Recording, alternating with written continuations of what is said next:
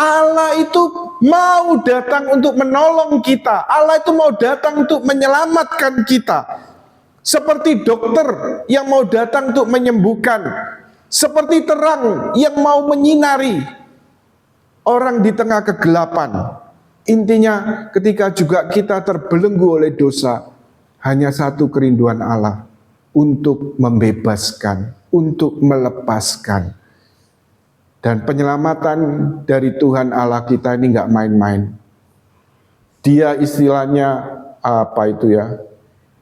Jadi bempernya ya, pasang jadi perisai, pasang jadi bemper, siap menghadapi semua demi yang dia cintai. Karena itu pada poin yang kedua ini, Tuhan Yesus menjadi manusia, Sang Sabda menjadi manusia, supaya kita belajar mengenal cinta Allah. Coba ya, di sini teman-teman kan punya anak-anak kecil ya, kita punya rata-rata punya anak kecil ya. Itu gimana sih kita ngajari anak-anak kita, kamu tahu nggak kalau papi mami, papa mamamu itu cinta kamu? Ya apa caranya? Katanya ini diuel-uel. Ya, selalu digemaskan tidak cukup ya. Tapi gimana anak-anak itu tahu kalau kita itu mencintai? Kita memberikan perhatian kan. Kita memberikan perhatian, kita care sama anak-anak. Ya, banyak hal yang bisa kita lakukan kecil-kecil sehari-hari. Dan ini juga mau dilakukan Allah Bapa kita atas kita masing-masing. Ya. Supaya kita juga ketika Yesus menjadi manusia yang kita rayakan pada hari Natal ini, supaya kita mengenal cinta Allah. Kasih Allah telah dinyatakan di tengah-tengah kita, yaitu bahwa Allah telah mengutus anaknya yang tunggal supaya kita hidup olehnya. 1 Yohanes bab 4 ayat 9. Karena begitu besar kasih Allah akan dunia ini, sehingga ia telah mengaruniakan anaknya yang tunggal, supaya setiap orang yang percaya kepadanya tidak binasa, melainkan beroleh hidup yang kekal. Yohanes bab 3 ayat 16. Ini kabar gembira, Allah mengasihi kita, Allah jatuh cinta kepada kita, Allah mau care, mau peduli, mau memperhatikan kita habis-habisan. Mari kita sadari betapa Allah mencintai kita. Seperti tadi waktu doa ya, sebelum kita mulai masuk firman ini, ya saya secara doa spontan itu, tapi ada kata-kata yang indah, bahwa Tuhan Yesus tidak memilih lahir di singgasana kerajaan, tetapi dia memilih lahir di palungan dibungkus lampin di kandang Bethlehem. Bagi kita yang percaya, justru inilah pernyataan cinta Allah. Kalau dia datang sebagai raja, lahir sebagai raja yang dunia ini, mungkin dia bisa dengan penuh kuasa mengajak semua orang percaya padanya. Tapi dia tidak melakukan itu. Dia rela lahir secara miskin, secara kecil, yang boleh katakan tidak berarti apa-apa di dalam pandangan dunia. Karena dia mau mencintai, dia mau menyelamatkan.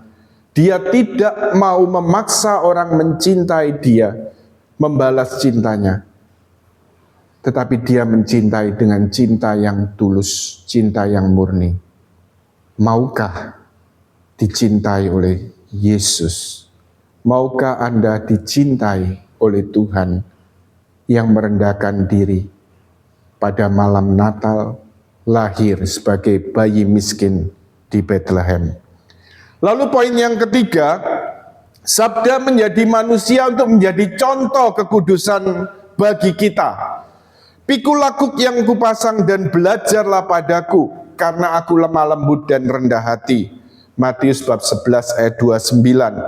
Akulah jalan, kebenaran dan hidup. Tidak ada seorang pun yang datang kepada Bapa kalau tidak melalui aku. Yohanes bab 14 ayat 6. Dan di atas gunung transfigurasi, Bapa memerintah, dengarkanlah dia. Markus bab 9 ayat 7. Yesus adalah model utama kekudusan. Dan pada Dia kita belajar untuk menjadi kudus. Bukan kudus hebat, besar, tinggi yang luar biasa, gagah perkasa, tetapi kekudusan yang dibawakan Yesus adalah kekudusan yang rendah hati. Kekudusan yang rendah hati, bagaimana Dia merendahkan diri terus-menerus, yang juga kita rayakan di Bethlehem dalam rupa bayi miskin di Bethlehem ini. Jadi justru kalau kita mau belajar kekudusan Tuhan, sebenarnya itu terangkum pada sabda kebahagiaan dalam khotbah di bukit dan juga hukum cinta kasih, yaitu untuk mengasihi Allah, mengasihi sesama, saling mengasihi seperti Tuhan sendiri mengasihi kita. Yang terakhir, poin yang terakhir, yang keempat, sabda menjadi manusia supaya kita mengambil bagian dalam kodrat ilahi. 2 Petrus bab 1 ayat 4. Untuk itulah sabda Allah menjadi manusia, dan anak Allah menjadi anak manusia, supaya manusia menerima sabda dalam dirinya, dan sebagai anak angkat menjadi anak Allah. Kita ini terlalu kadang-kadang sering begitu biasanya ya. Kadang-kadang kita ya dengan dibaptis saya menjadi anak Allah. Tapi kita seringkali kurang merenungkan, kurang menyadari apa sih anak Allah itu. Kalau itu anak Allah, dikatakan di sini berarti apa? Mengambil bagian dalam kodrat ilahi. Mengambil bagian dalam kodrat Allah. Ini nggak main-main loh. Kalau kita diangkat menjadi anak Allah, seperti kata Santo Irenaeus, Bapak Gereja, juga Santo Athanasius, sabda Allah menjadi manusia supaya kita diilahikan, supaya kita menjadi Allah-Allah yang lain. Ya. Jadi karena Putra Allah yang tunggal tidak memberikan pada kita bagian dalam kealahannya, Ia menerima kodrat kita menjadi manusia supaya mengilahikan manusia. Seperti yang dinyatakan Santo Thomas, Allah menjadi manusia. Allah merendahkan diri sehabis-habisnya. Kok bisa? Kok mau? Kadang-kadang banyak orang pikir, ini nggak masuk akal. Allah kok jadi manusia? Berarti kamu menyembah manusia. Itu kan pikiran dunia, pikiran manusiawi. Tapi dalam iman, Allah itu kan maha kuasa kan? Maha kuasa berarti apa? Dapat melakukan segala yang Dia kehendaki, melampaui juga pikiran kita.